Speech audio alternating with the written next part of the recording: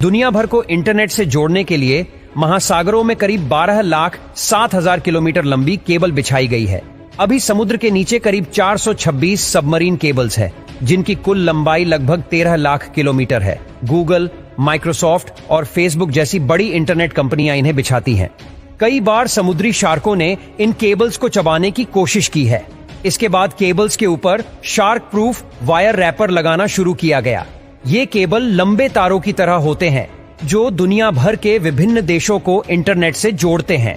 99% दुनिया में कम्युनिकेशन और डेटा ट्रांसफर समुद्र के नीचे बिछी कम्युनिकेशन केबल्स के जरिए ही होता है। इन केबल्स को सबमरीन कम्युनिकेशन केबल कहते हैं। लेकिन क्या आप जानते हैं इंटरनेट केबल का ये जाल कैसे काम करता है और यह केबल आधुनिक जीवन के लिए कैसे और कितनी महत्वपूर्ण है?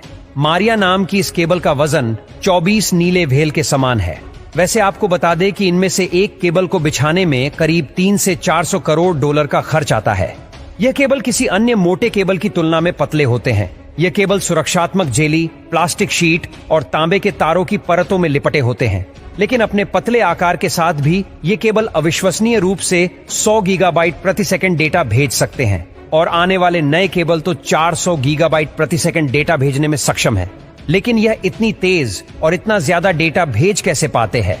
दरअसल इनमें सूचनाओं को फाइबर ऑप्टिक्स के जरिए प्रकाश किरणों के रूप में भेजा जाता है। इस तकनीक में डेटा भेजने की गति बहुत अधिक होती है। इन केबल को बिछाना एक जटिल प्रक्रिया है, जिसमें योजना बनाने से लेकर केबल बिछाने तक 1 वर्ष तक का समय लग सकता है। इसके लिए केबल बिछाने वाले विशेष जहाजों का उपयोग किया जाता है। इसमें केबल्स को विशाल बेलनाकार ड्रमों पर लपेटा गया होता है। इस विशेष जहाजों की मदद से लगभग 10 किलोमीटर प्रति घंटे की गति से केबल बिछाए जाते हैं। ये जहाज सुरक्षित रास्तों से होकर गुजरते हैं और ऐसे स्थानों से बचते हुए चलते हैं जहां ज्वालामुखी या भूकंप इत्यादि का खतरा बना रहता है। किंतु फिर भी दुर्घटनाएं तो हो ही सकती हैं और होती भी है। जैसे कि एक बार अमेरिका ने तूफान सैंडी ने कई प्रमुख केबलों को क्षति पहुंचाई थी, जिससे नेटवर्क घंटों के लिए बंद हो गया था। और साथ ही 2014 में एक वीडियो क्लिप सामने आई थी जिसमें एक शार्क गूगल की सबसी केबल को अपने दांतों से काट रही थी।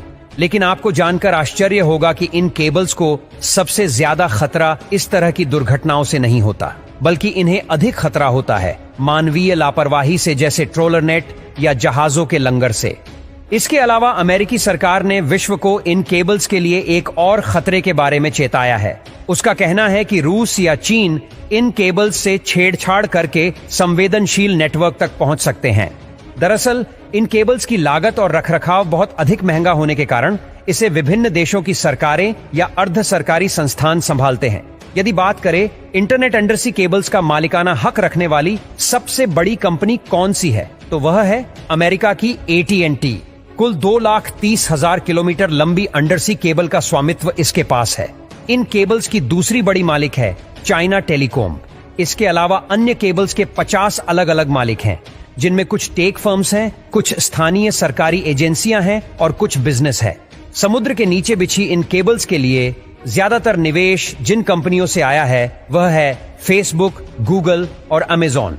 यह कंपनियां अटलांटिक, प्रशांत और हिंद महासागर को पार करने वाले केबल के विशाल हिस्सों की मालिक हैं। ये इन्हीं के जरिए अपने डेटा सेंटर्स को जोड़ती है और प्रयास करती है कि ज्यादा से ज्यादा लोगों तक पहुंच सके। इंटरनेट का समुद्र के नीचे बिछी इन केबल्स का जाल अपने आप में एक आकर्षक दुनिया है। हमारा जीवन बहुत तेजी से समुद्र में छिपी इन तारों पर निर्भर होता जा रहा है।